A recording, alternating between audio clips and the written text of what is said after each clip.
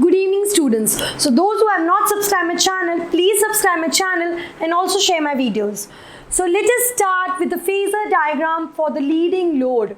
That means the load is capacitive. Okay. So we have already seen what is phasor diagram. Still we can go through it quickly. Phasor diagrams are the diagrams representing the alternating current and voltages of same frequency as vectors or phasors with phase angle. So phasors are arrows rotating in the anti-clockwise direction. Okay. So phasor diagrams are the diagrams which are representing through the phasors, vectors, and they are representing the scalar quantities. So the equivalent circuit of a transformer is shown over here. The scalar quantities which can be represented with the help of phasor diagram are V1, X, R1, X1, I1, I2, I0. We already know what these symbols stand for. We have seen the working of a transformer. We have already seen how the transformer works, how the equivalent circuit is being drawn. Okay. So this is the voltage source V1. This is the primary resistance. This is the primary reactance. This is the impedance, primary impedance. This is the resistance RC, and the no load current represented by an I0. This is the primary current I1, which is the vector sum of I0 and I2 dash. I2 dash is the current which nullifies the effect of the flux generated by the secondary current I2. Okay, so this is the EMF induced E1 shown over here. Then the no load current is having the two components which are IC and I mu. We already know IC is the working component of the no load current and I mu is the magnetizing component. Okay, then here is the E2 at the secondary side. This is the induced EMF E2. This is the resistance R2. This is the reactance. This is the load, and the load which we have taken is the capacitive load, because we are dealing here with the phasor diagram of a leading load for the leading power factor. Okay, so let us write here the capacitive load. The load is capacitive. Okay.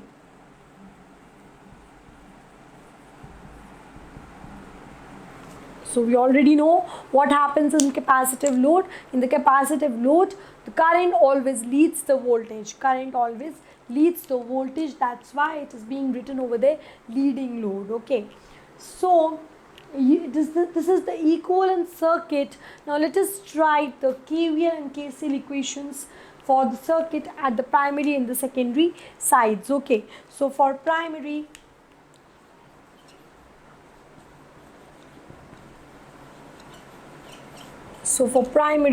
the KVL will be written as KVL. Okay. So KVL for primary and secondary both we have to write. So KVL will be equal to V1 minus I1 R1 minus I1 J1 X1 minus E1 is equal to 0.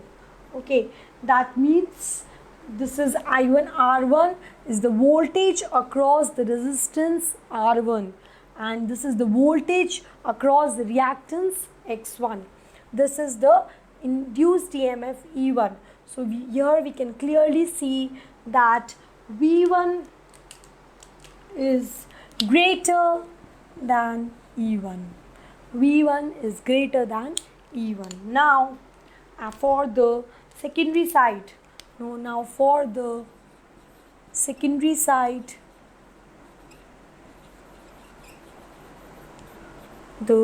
KVL equation we will be starting from here. E2 minus I2 R2. At the secondary side, the current I2 will start flowing as soon as the induced EMF is being set up by the principle of mutual induction. Okay. So I2 R2 is the voltage across the resistance, secondary resistance R2. Okay. Then J I2 x2. Ji2 x2 is the voltage across this reactance x2. Okay, then minus the secondary terminal voltage is equals to 0. So here we can clearly see that the E2 is greater than V2. E2 is greater than V2,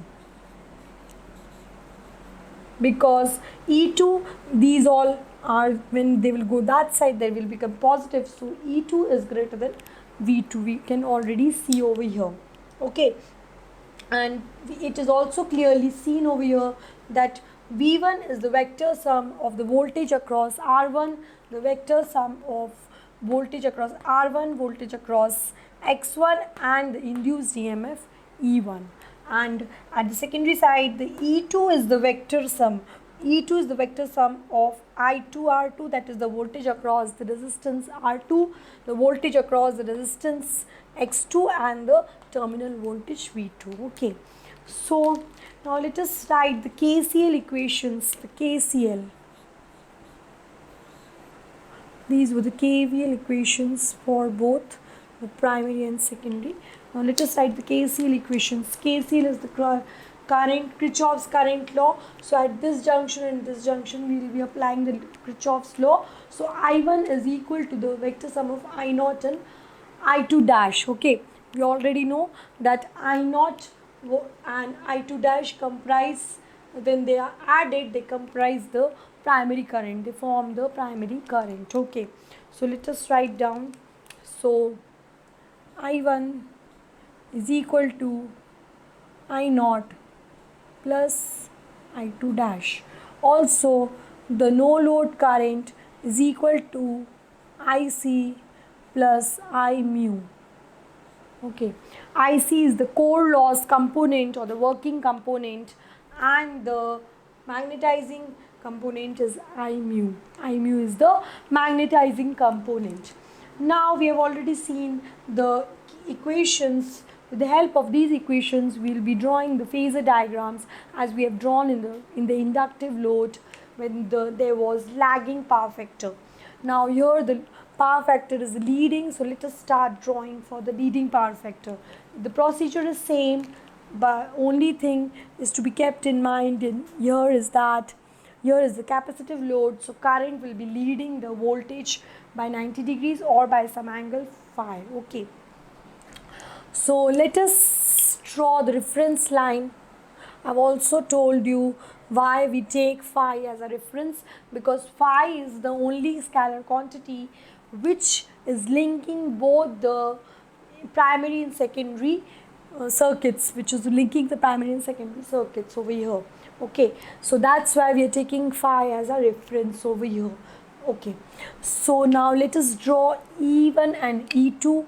We already know E1 and E2 will be having phase difference of 90 degrees, because I've already told you E induced EMF is equal to minus n d phi by dt, and phi is equals to phi m sine omega t. Okay, so when we differentiate it, we will be getting sine will get converted into cos according to the formula of differentiation, and omega t is left because we are differentiating with respect to t over here. Then E will be equal to minus n phi m omega sine omega t minus pi by 2. So cos can be written in terms of sine, because cos sine 90 minus theta or theta minus 90 will be equal to cos omega t. Okay, so here it will come sine omega t minus pi by 2. So this represents that, this shows that, clearly shows that. I'll be shifting here a little bit this side, because here I have to draw my phasor diagram. So my E will be equal to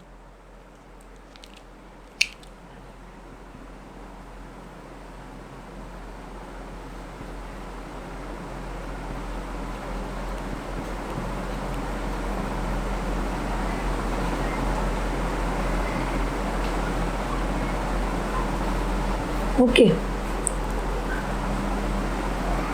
So this clearly represents that the phase difference between the flux and induced EMF is of 90 degrees. That's why we have drawn here 90 degrees E1 and E2.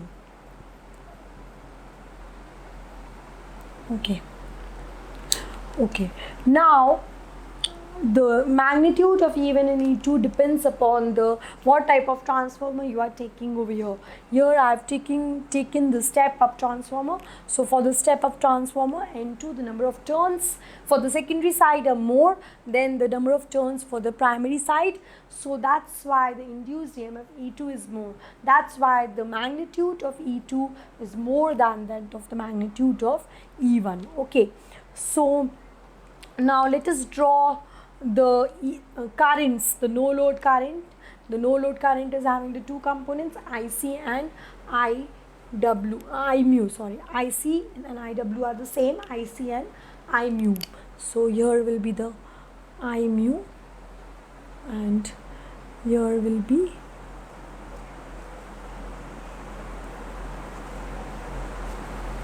and so let us say here is my I naught. Okay.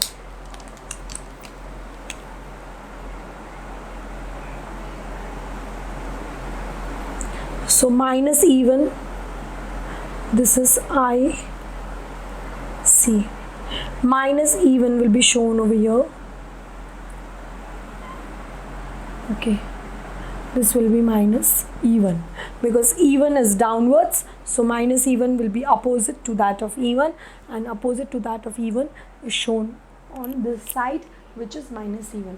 In some books it is also denoted as V1 dash, so don't get confused over there. Okay, so now we have drawn till here. Now let us draw the secondary voltage. Secondary voltage will be drawn over here, which is V2, and secondary current. Now here it has to be noted clearly because it is a capacitive load, so the current will be leading, so it will come after V2. In the lagging load the current was coming before V2, but here the current will be leading, so current will be coming after V2 I2 over here and making a phase difference of phi 2, making a phase difference of phi 2 over here. Okay, so here we have depicted over here. Now I2 and I2 dash will be just opposite of I2 because I2 dash is responsible for nullifying the flux effect, weakening of the flux, main flux effect, and that flux was caused by the current I2. Okay, so just opposite to this I2 will be I2 dash, So let us draw I2 dash. So it will be somewhat over here, I2 dash. Okay, so now I1, we have already seen I1 will be I naught plus I2 dash, so it will be vector sum of I naught and I2 dash, so it will come somewhere over here I1. So this gives our primary current, so let us join it.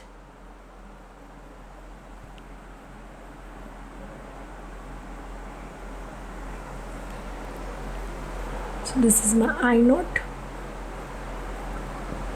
Okay,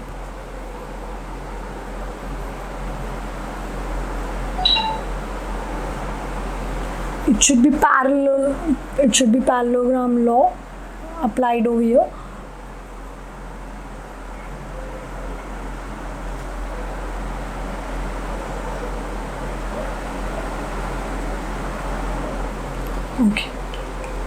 Okay, so this is my I1, which is my primary current, Okay, so now this primary current I have got. Now let us see the equation, KVL equation at the primary. So KVL equation of the primary, it is clearly seen that V1 is the vector sum of the voltage across the R1, the voltage across the reactance X1, and the induced EMF minus E1. Okay, so minus E1 is over here. Then we need to draw the voltage across the resistance R1. So the voltage across the resistance R1 will be in phase with the current. There will be no phase difference between them because of the resistive load, because of the resistance case over here. Okay, so voltage across the resistance, voltage across the resistance will be parallel to this. Okay, it will be parallel to this. So it will be I1 R1. It will be parallel to this. Then the voltage across the reactance, because it is a reactance, is considered to be inductive case. So in the inductive case, the current will lag the voltage by 90 degrees. So voltage will be leading the current. The current is in this direction, so voltage will be leading, so it will be in this direction, and it will give us I1, x1 j. Okay, j I1 x1. So V1 is the vector sum. So let us draw our V1 over here. So minus E1 minus I1 R1 j I1 x1. So this will give us the vector sum. So this will be my V1. Okay. So we have completed for the primary side. Now let us move on to the secondary side. At the secondary side, we see that E2 is the vector sum of the voltage across the secondary resistance R2, the voltage across the secondary reactance, and the V2. Okay, and the V2. So V2 is over here, I2 is over here. So I2 R2, that means the voltage across the resistance will be parallel to I2, Let us draw parallel to I2 here, because it will be in phase with voltage, and currents will be phase with each other. Voltage across the resistance R2 will be in phase with the current I2. Okay, so it is drawn in parallel. So this will be I2 R2. Now we see the next component is the next quantity. The scalar quantity is I2 x2. Okay, is I2 x2 is the voltage across the reactance R2. So that will be voltage will be leading the current by 90 degrees. So this is my current, so this will be leading the current by 90 degrees, and E2 will be the vector sum,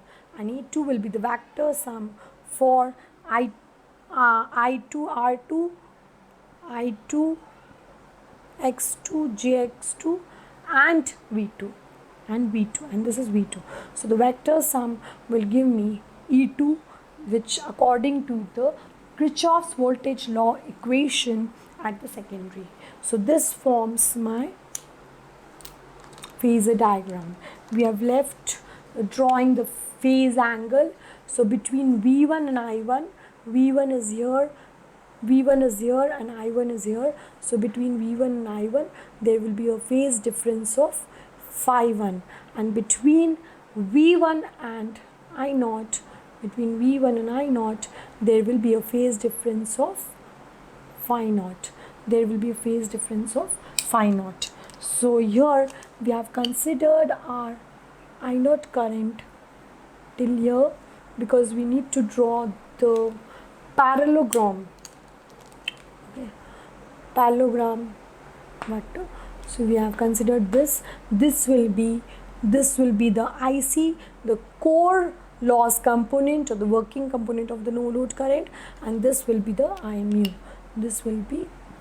The magnetizing component. Okay, so in this manner we need to draw the phasor diagram. So in the next video we will be learning about the phasor diagram for the resistive load. So thank you. So please subscribe my channel, please share my videos, and if you have any doubt you can ask me in the comment section. Thank you.